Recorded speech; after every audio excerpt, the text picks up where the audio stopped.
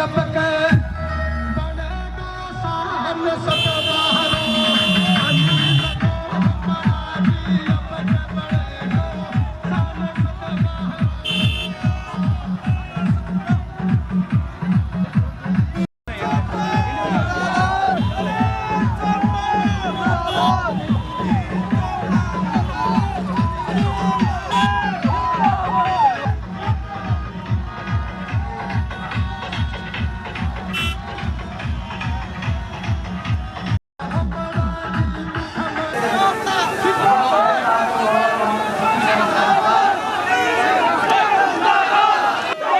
बुलंदी को आगे बढ़ रहा है।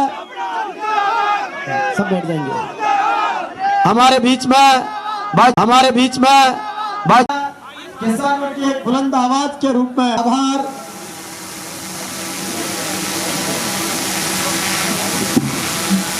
यस यादव है, खोरा विशेष से हूँ। सबसे पहले तो आप सभी को नव वर्ष की ढेर सारी शुभकामनाएं और बड़े भाई युवा दिलों की धड़कन अनिल चोपड़ा जी को जन्मदिन की ढेर सारी शुभकामनाएं और किसानों के मसीहा सत्यपाल जी मलिक साहब को भी बहुत बहुत शुभकामनाएं। सचिन पायलट जी जिंदाबाद, अभिमन्यु पूनिया जी जिंदाबाद, मलिक साहब जिंदाबाद, अनिल चोपड़ा जी जिंदाबाद। धन्यवाद। के बीच उपस्थित हुए सम्माननीय श्री अनिल जी चोपड़ा जी का जन्मदिवस है। आज इस अवसर पर सत्यपाल जी मलिक साहब भी हमारे बीच उपस्थित हुए हैं। हम उनका बहुत बहुत स्वागत करते हैं। बहुत बहुत धन्यवाद सत्यपाल जी मलिक साहब। साथ ही अनिल जी को भी बहुत बहुत शुभकामनाएं प्रेषित करता हूं। आप हमारे बीच उपस्थित हुए और हम सभी युवा साथी हम चाहते हैं हमारे को एक नया युवा नेता मिले। हम सब लोगों को प्रमोट करने के लिए हम सब लोग उनसे काफी प्रेरित होते हैं और मैं काफी बड़ा फैन हूं सत्यपाल जी मलिक साहब का।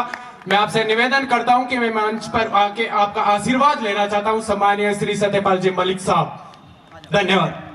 करूंगा कि आदरणीय मां महिम का माला पहनाकर शाफा बंधवाकर राजस्थानी पगड़ी के साथ सत्यवादी वीर तेजाजी की वचनों की प्रतिबद्धता, महाराजा सूरजमल के शौर्य की प्रतिबद्धता, भगवान देव नारायण की भक्ति से लेकर हमारे आराध्य लोकदेव श्री लाला बाबा धाम आपका व्यक्तित्व महामहिम की तरह और ऊंचाइयों की ओर जाए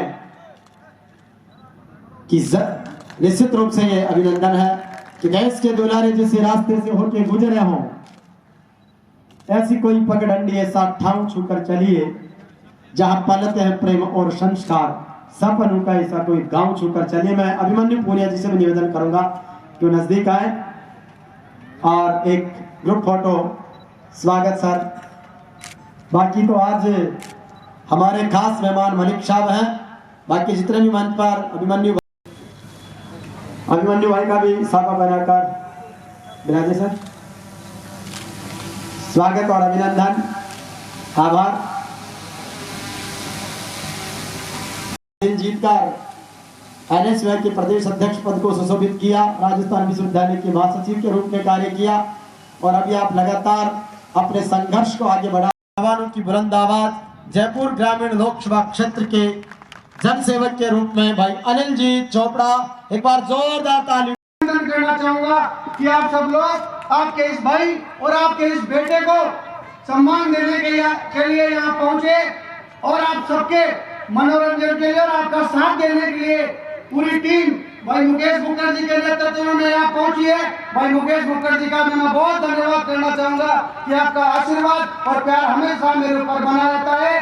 साथियों, आप सबको मैं कहना चाहूंगा कि आज हमारे बीच में जो हस्ती बैठी है आदरणीय सत्यपाल मलिक जी, ये वही हस्ती है जिन्होंने किसान आंदोलन में जब हमारे 700 से ज्यादा भाई शहीद हो गए थे बॉर्डरों पे, तब पहली बार अगर किसी ने आवाज उठाई थी तो हमारे सबके किसानों की बुलंद आवाज आदरणीय चौधरी सत्यपाल मलिक जी ने देश के प्रधानमंत्री को आंख में आंख डाल के कहा था कि मेरे 700 से ज्यादा किसान बॉर्डरों पे शहीद हो गए और आप कुछ बोल क्यों नहीं रहे।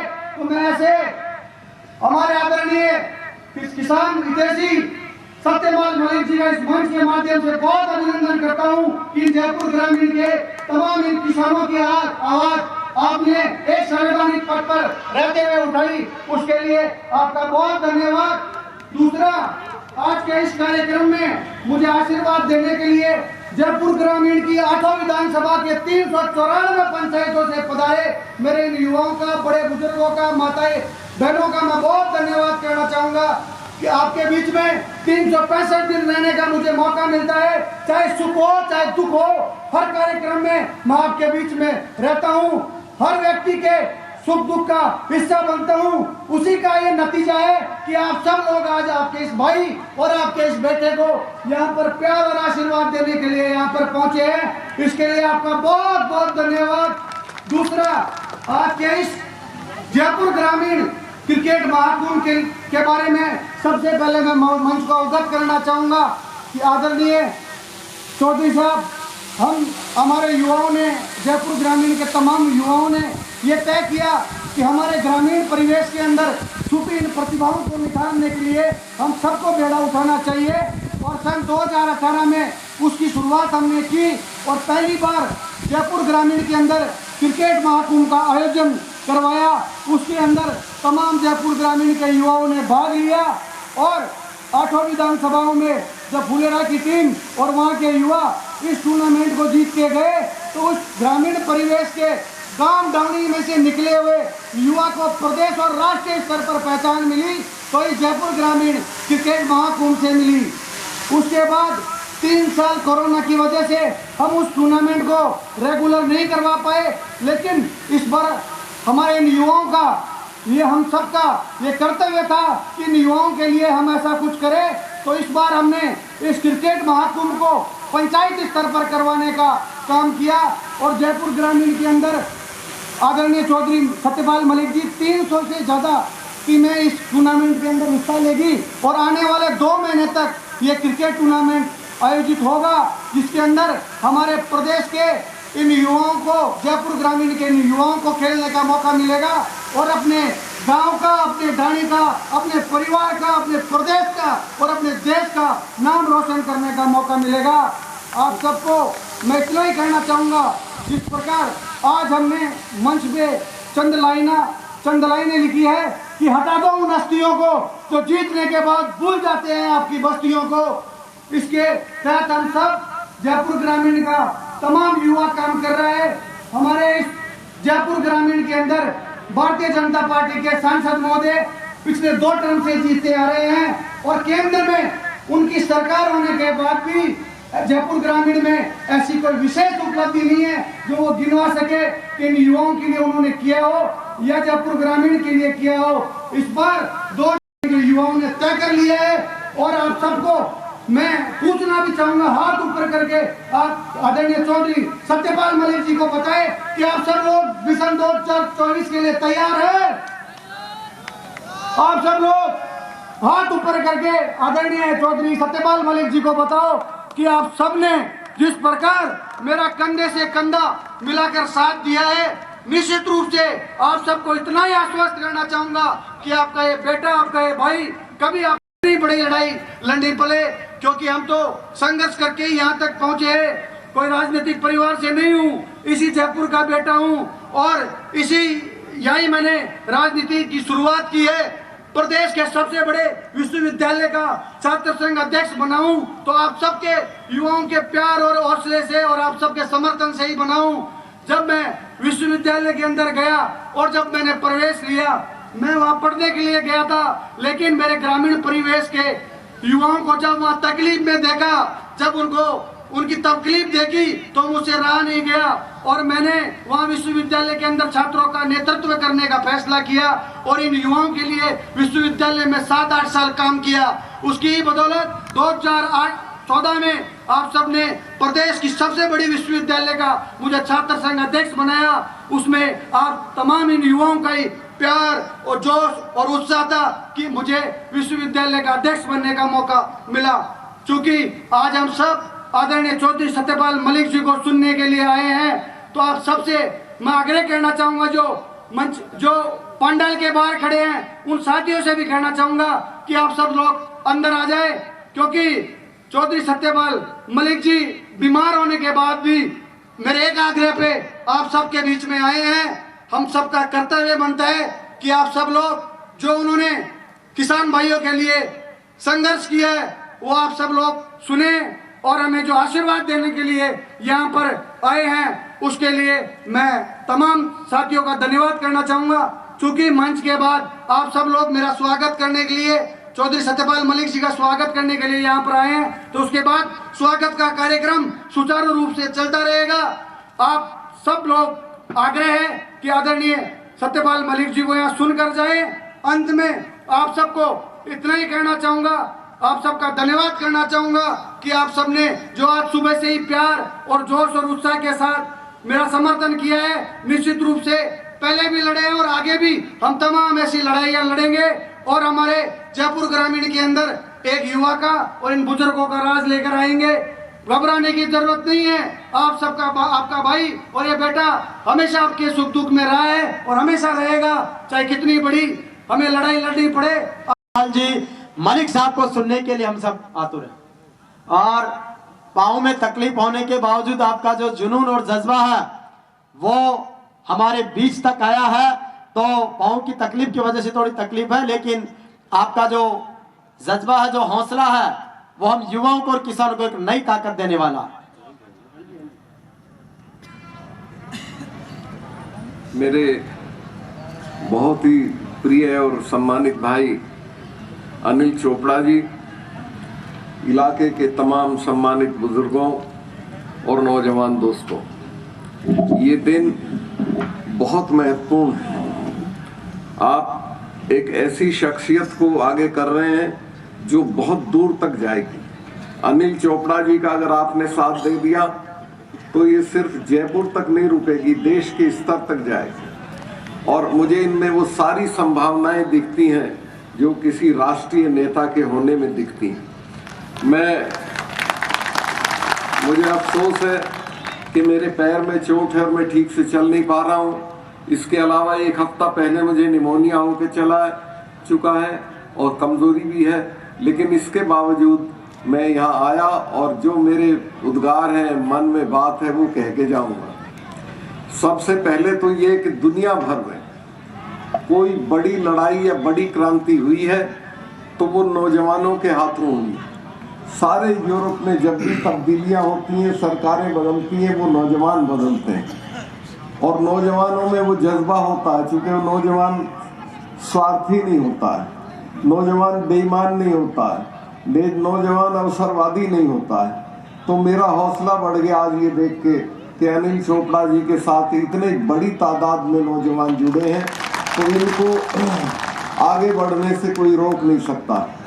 दूसरी बात मैं कहना चाहता हूं कि देश के स्तर पर भी जो कौमें अपने नौजवानों की परवाह नहीं करती हैं वो मिट जाती हैं। एक मिसाल बताना चाहता हूं। वर्ल्ड वार सेकेंड, जो दूसरी बड़ी लड़ाई जब चल रही थी, तो इंग्लैंड की पार्लियामेंट में बजट पेश हुआ और उसमें हर मद में कटौती की गई, लेकिन शिक्षा की मद में कोई कटौती नहीं की। अपोजिशन के लोग खड़े हो गए, उन्होंने कहा कि साहब शिक्षा में कटौती क्यों नहीं की? तो वहां के प्रधानमंत्री ने खड़े होकर कहा कि इस लड़ाई में अगर पुल टूट जाएंगे तो दोबारा बन जाएंगे, इस लड़ाई में कारखाने खत्म हो जाएंगे तो फिर तामीर कर लेंगे, इस लड़ाई में अगर मकान तबाह हो जाएंगे तो फिर बन जाएंगे, लेकिन अगर एक पीढ़ी तबाह हो गई तो उसको दोबारा खड़ा नहीं किया जा सकता। तो जिस कौम को अपनी नई पीढ़ी के लिए ये भावना थी, उसी ने पूरी दुनिया में राज किया। और आज जो दिल्ली में सरकार है वो तो नई पीढ़ी को मिटाने पर तुली हुई है, खेती को मिटा रहे हैं। खेती खराब होती थी तो ये फौज में चले जाते थे मरने के लिए, वहां जाने का भी मौका नहीं छोड़ा। ये अग्निवीर चला के कौन 4 साल के लिए अपना शहादत देने के लिए जाएगा? तो बहुत बड़ी चुनौती आपके कंधों पे है और आप चाहेंगे तो इसको बदल देंगे। मैं तो 100% श्योर हूँ कि 2024 का साल इस देश में परिवर्तन का साल होगा। 2024 का साल देश के नौजवानों का साल होगा। और मैं गवर्नर था, लड़ाई में पड़ने की कोई जरूरत नहीं थी, लेकिन जब मैंने देखा कि दिल्ली के चारों तरफ बहुत बड़ी तादाद में किसान भाई बैठे हुए हैं और साल भर से बैठे थे, नहाने की जगह नहीं थी, धोने की जगह नहीं थी, ऊपर साया नहीं था, और प्रधानमंत्री का घर 10 किलोमीटर दूर था। कोई बात करने नहीं आया। कुतिया भी मरती है तो प्रधानमंत्री का शोक संदेश जाता है। 700 किसान मर गए, कोई पूछने के लिए नहीं गया, कोई शोक संदेश नहीं गया, कोई उनका पार्लियामेंट में रेफरेंस नहीं हुआ।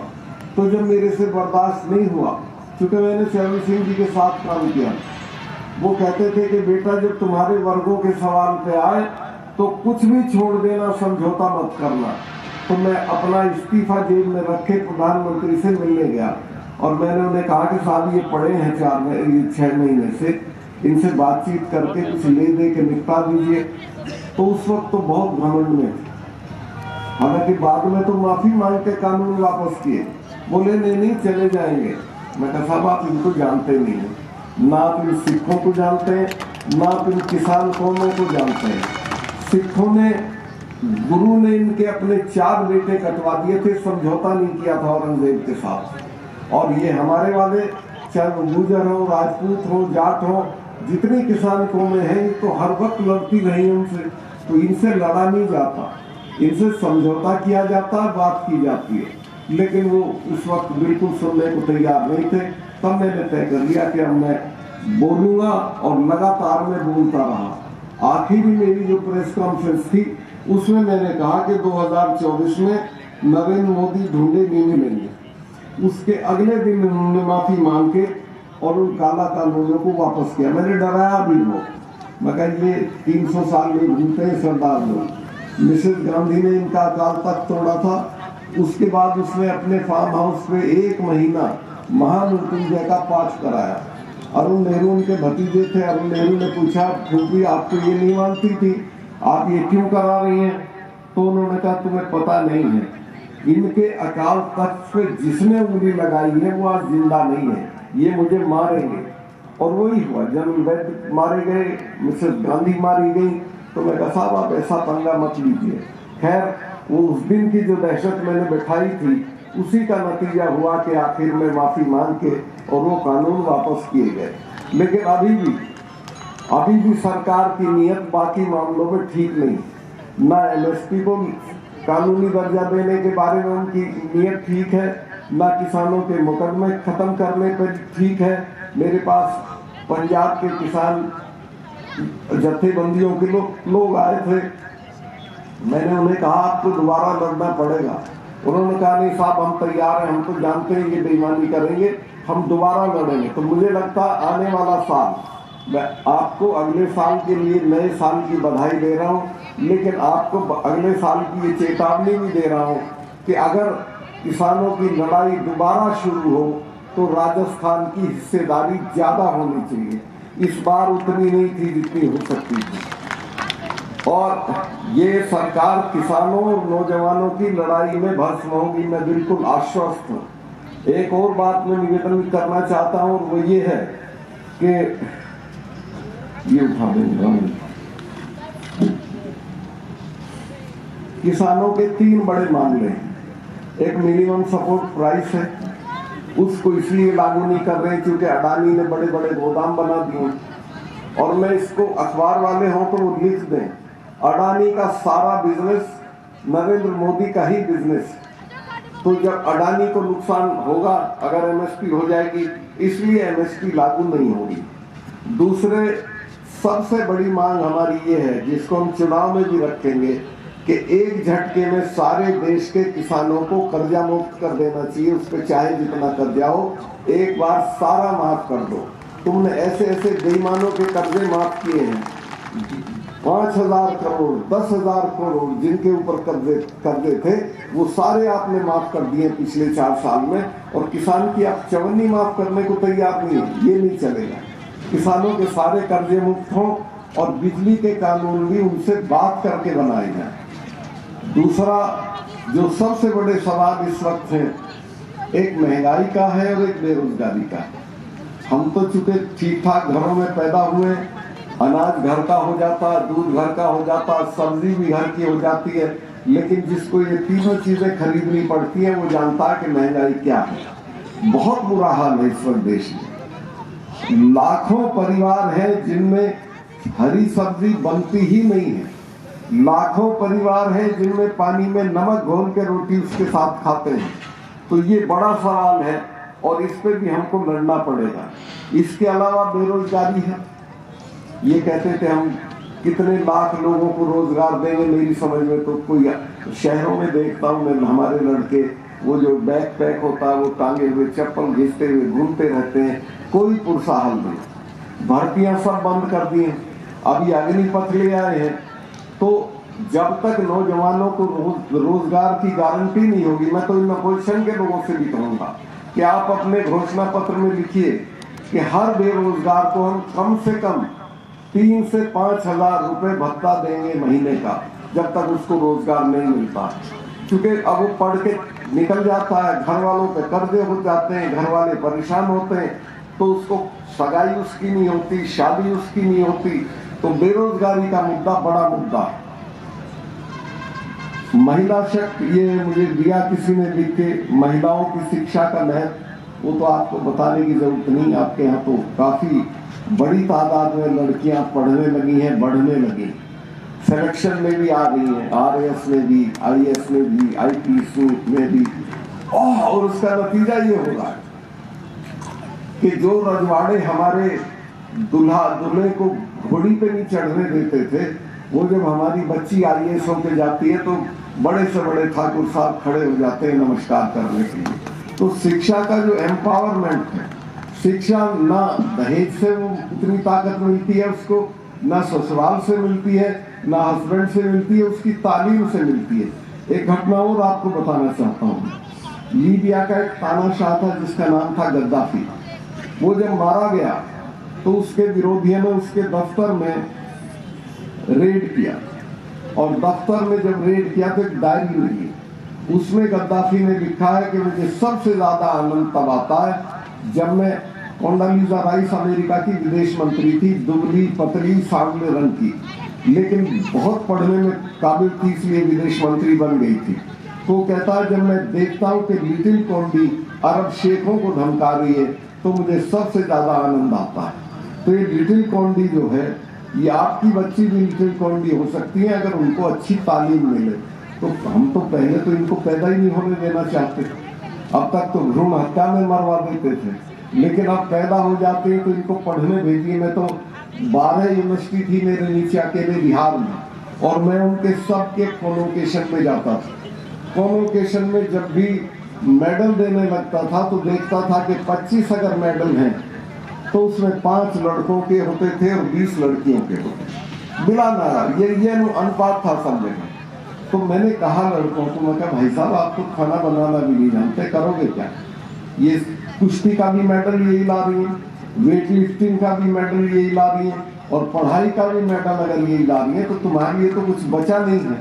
तो समझ जाओ, कमर कसो, कुछ करो। और मैं आपको भी कहना चाहता हूँ कि अपने साथियों को ये कहो कि पढ़ाई में, अब तो खेलों में, अच्छा हुआ आप खेल कूद कर रहे हैं, खेलों में बहुत रुपया क्रिकेट में है, अब तो कबड्डी वाले भी जीतने लगे अच्छे पैसे से, तो कुछ तो करो। लेकिन क्या करें, तो लड़के को 17 साल का होते ही दारू थाम लेते हैं, उसके अलावा दूसरी ड्रग्स थाम लेते हैं और बर्बाद हो जाते हैं। तो मैं निवेदन करूंगा कि इस सब कुछ छोड़िए। इसके अलावा जो उनके गार्जियन से उनसे कहूंगा कि आप दहेज ना लें, क्योंकि जो बच्चियां जिसकी आप लाते हो वो तो अपनी पली पलाई बेटी आपको दे देता है, उससे आप अगर दहेज भी मांगेंगे तो जाति करेंगे। बहुत से मामलों में वो बेचारी या तो जला दी जाती है या छोड़ दी जाती है, ये मत करिए। इसके अलावा जो फिजूल खर्चियां हैं, अब पता नहीं आपके यहाँ क्या है, हमारे यहाँ तो 40-40 गाँव की चिट्ठी फाड़ देते हैं जब बुढ़ा मरता। मेरा साथी मेरे पास रोता हुआ आया, कहने सामने बर्बाद हो गया। मैं क्या हो गया? कहने लगे जी बिरादरी वालों ने 40 गाँव की चिट्ठी फड़वा दी और मैं तो कर्जदार हो गया। तो भाई क्यों करते हो? मैंने कहा तेरा पिताजी जो था वो 40 गाँव को रोटी तोड़वा के सूरजमल हो जाएगा, क्यों करते हो ऐसे काम? तो ये जितने गलत काम है इनको करना बंद करिए। अब मैं इस सब को खत्म करके, क्योंकि मैं कश्मीर में था वहां का भी थोड़ा जिक्र, ये जो शराब पीते हैं लड़के जानते होंगे कि शराब जब पीते हैं रात को तो सुबह भी थोड़ा खुमार रहता है, जिसको क्या बोलते हैं अंग्रेजी में, हैंगओवर। तो मुझे भी अभी कश्मीर का हैंगओवर है, तो थोड़ी सी बात मैं वहां की करूंगी। मैं जब कश्मीर गवर्नर होके गया, पूरे टर्म में मुझको एक गोली नहीं चलानी पड़ी, पत्थरबाजी बंद हो गई, टेररिस्टों की नई भर्ती बंद हो गई, और मैंने सिपाहियों को ये कहा फौज के कि जो तुम्हें पत्थर मारे तुम पलट के गोली मार देना, मैं देख लूंगा, तुम्हारे खिलाफ कोई कार्रवाई नहीं होगी। और उसी के नतीजे के तौर पर वहां कुछ नहीं हुआ। फिर जब ये अंदाज मुझे हुआ कि 370 हटानी है, तो मैंने वहां के जो गरीब गुरबा थे उन्हें कहा कि देखो तुम्हारे बच्चे मरते हैं इस टेररिज्म में, इन नेताओं के तो लंदन में पढ़ रहे हैं, इनका तो कुछ बिगड़ता नहीं, मुझे एक बात समझा दो। और मैंने टेररिस्ट को कॉल दी, प्रेस कॉन्फ्रेंस करके कहा कि आप आओ राजभवन में मेरे साथ खाना खाओ और मुझे समझा दो कि 250 टेररिस्ट दुनिया की नंबर 2 की आर्मी को कैसे हरा सकते हो, क्या हासिल कर सकते हो। जो मिलेगा बातचीत से तुम्हें सारी दुनिया मिल जाएगी। उसी का नतीजा हुआ कि जब हम अगले दिन 370 हटा रहे थे, तो शाम को मैंने चीफ सेक्रेटरी को बुलाया और उसको कहा कि सुबह ये चिट्ठी होम मिनिस्टर को भेजनी है आपको 11 बजे से पहले। तो बोला हटा रहे हो? मैं कहने साहब यहाँ तो 1000 आदमी मारना पड़ेगा। मैं क्या क्यों? कहेंगे तो थानों पर चढ़ जाएंगे, हथियार छीन लेंगे, पुलिस रिवोल्ट कर देगी। मगर तो चुप बैठा रहे, चिट्ठी भेज दे, यहाँ कुत्ता भी नहीं भौंकने का। 3 चीफ मिनिस्टर गिरफ्तार हुए, किसी ने कुछ नहीं किया, और राजी खुशी सारा काम हो गया। और 370 जिसको फारूक अब्दुल्ला कहते थे कि नरेंद्र मोदी के पिताजी भी आ जाएं तो नहीं हटा सकते हैं, जिसको महबूबा कहती थी कि जिस दिन ये हटेगी उस दिन खून की नदियां बह जाएंगी, कुछ नहीं हुआ। बल्कि मुझे लोगों ने ये और कहा कि जिनको जल्दी मत छोड़ियो, कुछ दिन अंदर रखियो। तो